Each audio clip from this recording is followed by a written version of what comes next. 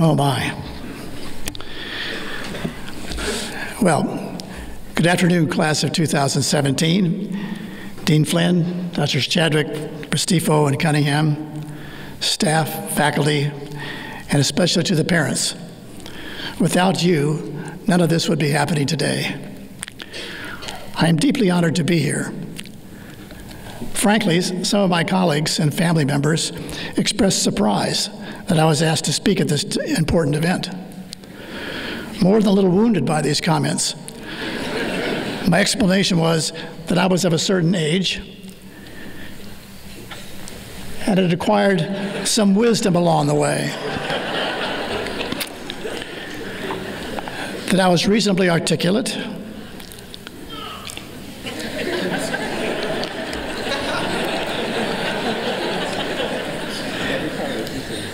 that I had received a few awards over the years.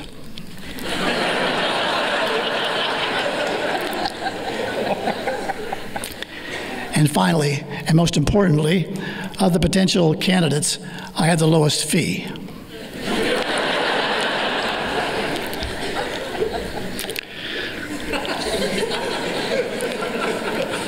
As an historical note, I began my transformation to physician 55 years ago. My kids tell me I was around when the Earth's crust was cooling. It was the fall of 1958, listening to our dean welcoming the incoming class. I remember looking around and wondering if I belonged here, who my friends would be, and whether the anatomy lab would be as scary as I feared. Was I up to the task? Perhaps the admissions committee had made a big mistake. Well, anatomy lab turned out to be humbling. To be allowed to open the human body and explore its inner workings is a privilege not granted to many. I remember feeling awed and grateful. Of about 100 students, all but 4 were men. I mention the gender disparity for obvious reasons. One of the great discoveries in medicine is not penicillin. It is that women make terrific doctors.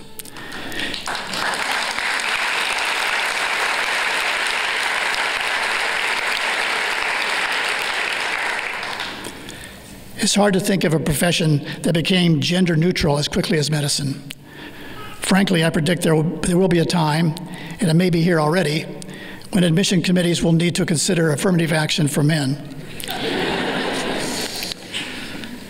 The first line of M. Scott Peck's book, The Road Less Traveled, is life is difficult. Medical school is difficult. When I was 16, I got my first real paying job.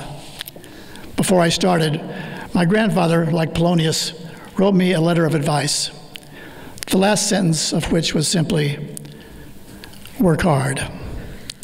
My grandfather used to can vegetables and fruit. This is a big pear he's trying to put in a canning jar, which doesn't fit.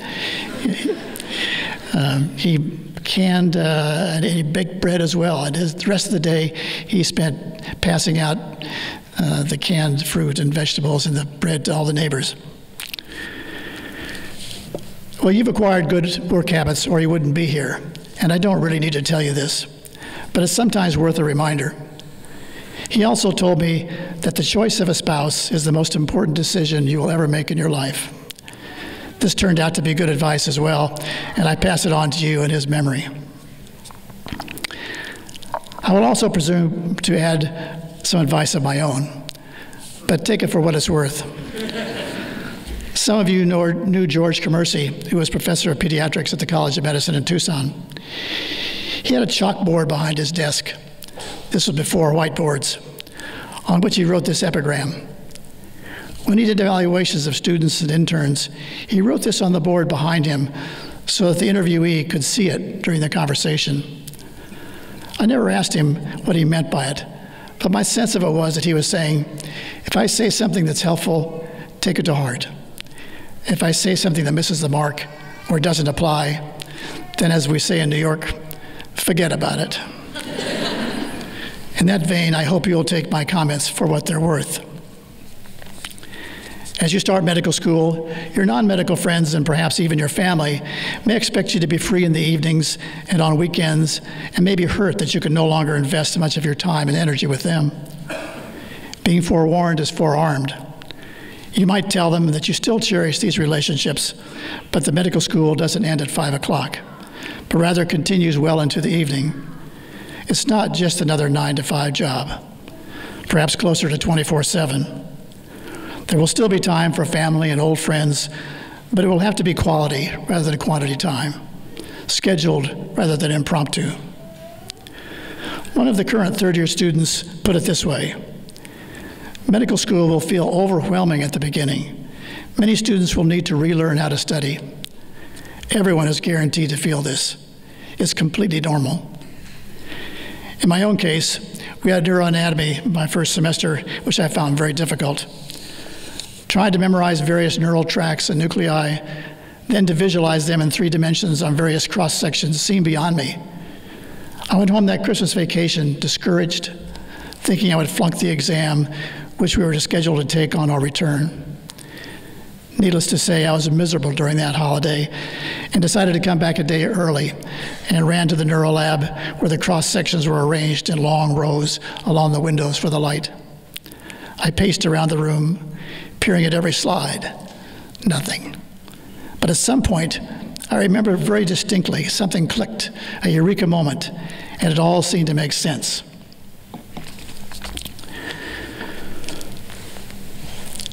Remember that your classmates are now your colleagues, not your competitors. They will end up becoming some of your best friends and supporters. Help each other. That's what doctors do. Practice saying, "How can I help you?" and not, "What's the problem?" Some have called the white coat the healer's habit, which I like not only for the alliteration, but the name may distinguish it from the lowly lab coat. Moreover, we could examine the dual meaning of the word habit. It's both the apparel, as in a nun's habit, and a behavior acquired through frequent repetition, as in a work habit. As apparel, it can be the symbol of authority, or unfortunately, just a status symbol. We give it to you, however, as a priest might don a robe, a symbol of trust and fearsome responsibility. You are about to take a public oath to commit yourself to this responsibility. This is what being a doctor is primarily about. But wearing a white coat does not make one a doctor, any more than going to church makes one a Christian. Like the rest of us, you must earn the privilege every day. We are all on probation in the sense that we are enjoined to monitor our behavior and continue our medical education. We, the faculty, might consider also taking an oath to you, such as the one adopted by the University of Namibia several years ago. While we often think of the developed countries giving to the underdeveloped ones, we have much to learn from them as well. It reads partially as follows: we, your faculty, promise to serve as worthy role models as our own teachers have before us. We promise to support your personal and professional growth in healthcare settings, in the laboratory, in the community, and through your own teaching. We promise to maintain an environment where scientific integrity and ethical standards sustain your trust in us. Shakespeare said, "How use doth breed a habit in a man." But good habits, like getting into Carnegie Hall, takes practice. Practice the habit of humility. Much of what we learn is soon outdated, misapplied, or simply wrong. Questions always outpace answers, and certainty will always be at war with uncertainty. Practice saying, "I don't know." I've always liked the word beneficence. I take it to mean not only being beneficial, but also delivered with kindness and charity. Practice the habit of beneficence. Have you heard of the suggestion that we consciously do 3 random acts of kindness every day? We probably do more than that, but count them to make sure and increase the number gradually. Practice that too. While we all strive to be givers, for physicians, this is our first commandment. This notion of altruism is embodied in one of my favorite poems, "When Giving is All We Have." It was written by Alberto Rios, who teaches poetry at ASU. We give because someone gave to us. We give because nobody gave to us. We give because giving has changed us. We give because giving could have changed us. We have been better for it. We have been wounded by it. Giving has many faces. It is loud and quiet, big and small, diamond and wood nails. The story is old, the plot is worn, but we read the book anyway, again and again. Giving is, first and every time, hand to hand, mine to yours, yours to mine.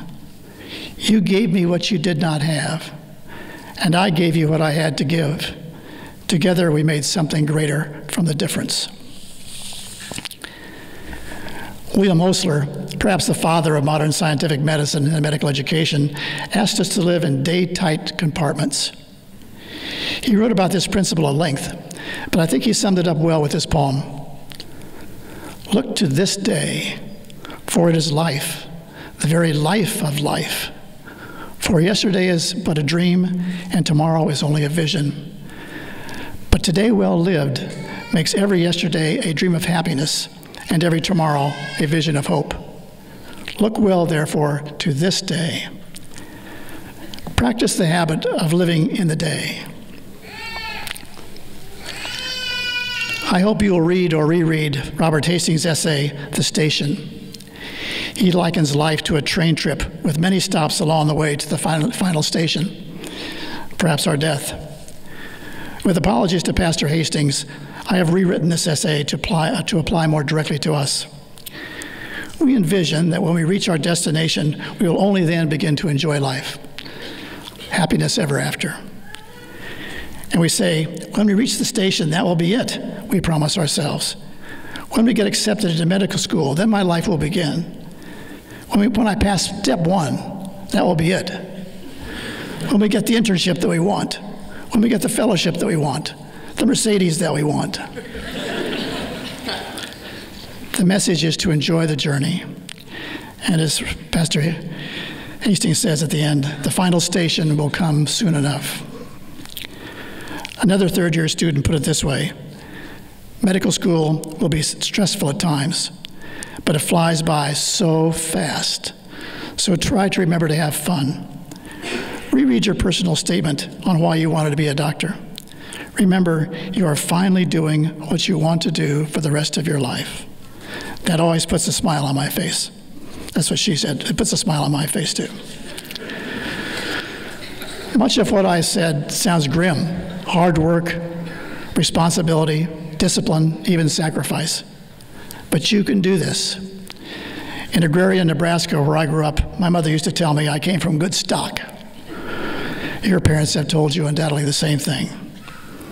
There may be some rough spots, but know that each one of you were chosen because the admissions committee knew you could do the work. You will succeed. The faculty and staff are committed to make sure that happens. But as the bumper sticker says, things occur.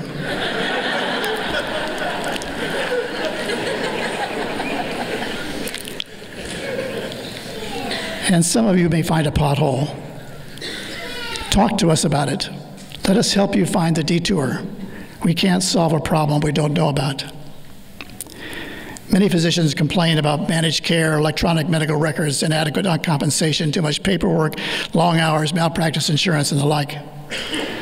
That all may be true. But in the immortal words of the car guys, Tom and Ray Magliacci, bogus. Medicine is still a privilege. Even the malcontents will tell you when pressed, I can't think of anything else I'd rather do. My prescription for managed care dyspepsia is go see a patient. Sit down, listen, ask, how can I help you? It will bring back the joy of medicine. Finally, many of you will incur significant debt in exchange for your medical education. Some of you might consider more lucrative specialties based on potential income or for so-called lifestyle reasons. This can be a difficult and in the end a very personal decision, and you have to be very honest with yourself. But I can tell you that I've never seen a physician on a bread line or in a soup kitchen. This may help. Albert Schweitzer said, "I don't know what your destiny will be, but one thing I do know. The only ones among you who will be truly happy are those who have sought and found how to serve." Franz Liszt, the 19th century Hungarian pianist and composer, summarized his philosophy when he said, "In life, one has to decide whether to conjugate the verb to have or the verb to be." And my favorite philosopher, Mel Brooks, when asked if he worked just for the money, said, I wish I could say it the way he does, "Nothing good comes out of going for the money. It has to come from the heart." I leave you with this. Sigmund Freud insisted that the most important things in life were love and work. I wish for you an abundance of both. Thank you.